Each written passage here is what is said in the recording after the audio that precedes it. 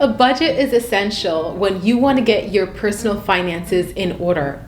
But most people struggle when creating and maintaining a budget and really don't know where to start when it comes to budgeting.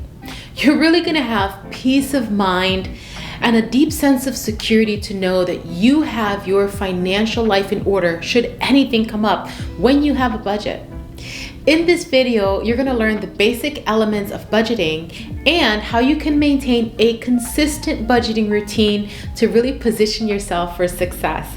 My name is Yvonne, and the goal in this channel is personal growth. So if you want to improve the quality of your life, click on the subscribe button to level up.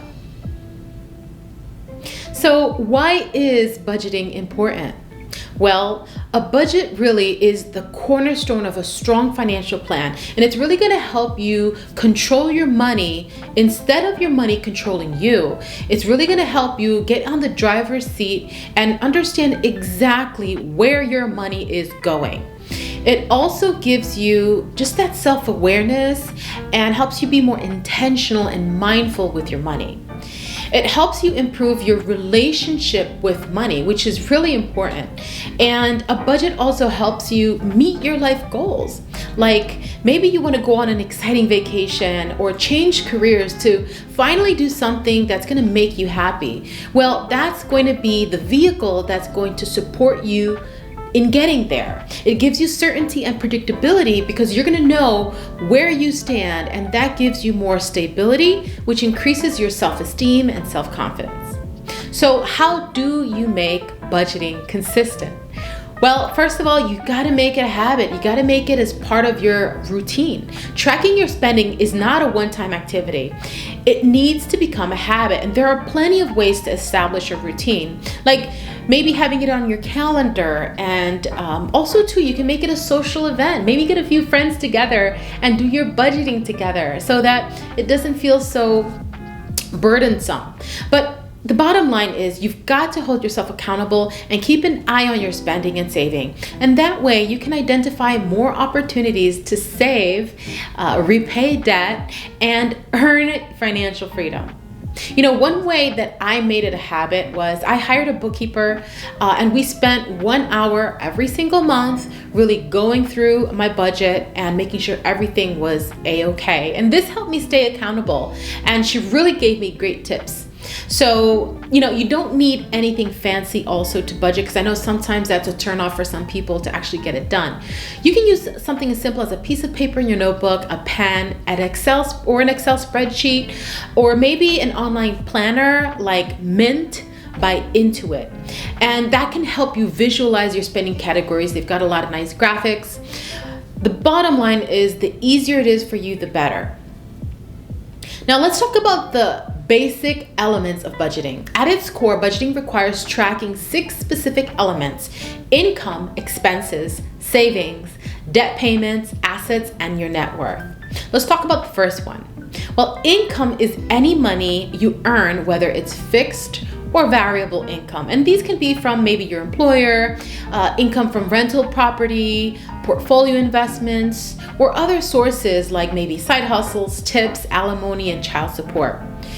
So for your income, you want to be clear how much is your gross income and how much is your net income. I know when I calculated this before, I realized that there was an issue with it, and it turns out that my employer was taking out more taxes than they should have because I was showing as single instead of married, and that really affected my net income. So I was able to catch that because I started capturing gross and net income each month. So that might be a good idea for you to start doing as well, to kind of catch errors.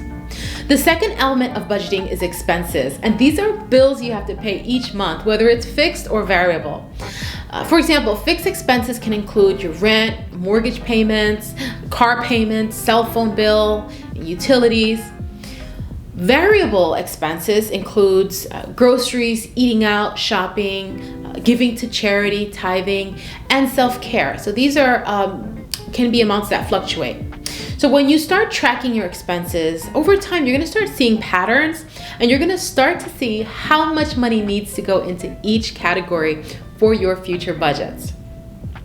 The third element of a budget is savings. You're going to want to have clear goals for this one. What are you saving for? Is it for an emergency fund, or what I like to call a peace of mind fund? Or you're saving for a new car, or maybe a down payment for a home. Maybe you're saving for an upcoming vacation, or maybe you're planning a wedding and you're saving for that. Or retirement. Maybe you're saving for retirement. So really everyone's situation varies. So really spend some time thinking about what your savings goals are, because that's the first part. Setting aside part of your income every month ensures that there are funds available for each and every one of your goals. So once you write out your savings goals, then you want to determine what your savings rate should be so that you have enough to spread your savings across all your goals. So does your savings rate have to be 5%, 10%, 15%, 20% of your income? Who knows, right? So at the very least, you need a peace of mind or emergency fund with 3 to 6 months worth of living expenses, and consider a high yield account for this one. I personally have several savings accounts for several of my goals, and each one really supports me to be able to know that my goals are going to be achieved because I'm working towards that. Now, the fourth element when creating a budget is debt payments. This includes any outstanding installment loans like student loans, personal loans, mortgages, or it could be any existing revolving credit balances like credit cards or home equity lines of credit that you have to cover every month. So for every payment, you should know how much is actually going towards interest and principal so that there won't be any surprises. I remember I had one mortgage on a property investment where I did a 15-year loan, and another where I did a 30-year loan. And I paid it and I didn't think too much of it. But when I started really documenting in black and white how much I paid on principal versus interest across my properties, I was amazed. I was really amazed. And so that gives you an aha, moment to help you really manage and identify where it is you want to start paying off potentially some of your loans faster versus others. So if you do that on your credit cards, it'll really motivate you to negotiate for a lower interest rate or shop for a different card. And so this really helps in many, many ways. Finally, assets is assets is anything valuable that has potential monetary value if you decide to sell it at some point. Like, for instance, real estate, investment portfolios like stocks, bonds, mutual funds, and also too, any life insurance policy with cash value can be considered a liquid asset, like universal and whole life insurance.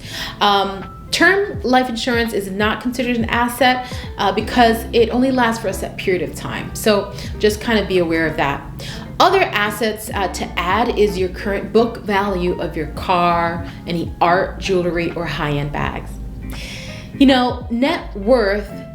Net worth is the final element of budgeting. You want to calculate your net worth regularly as part of your money management activities. So to track the overall financial health, to understand the big picture, you want to understand your net worth. So remember, the whole point of budgeting is getting your financial life in order, and net worth is a high-level snapshot of your financial health. So definitely it's a critical component and should be part of your budgeting exercise.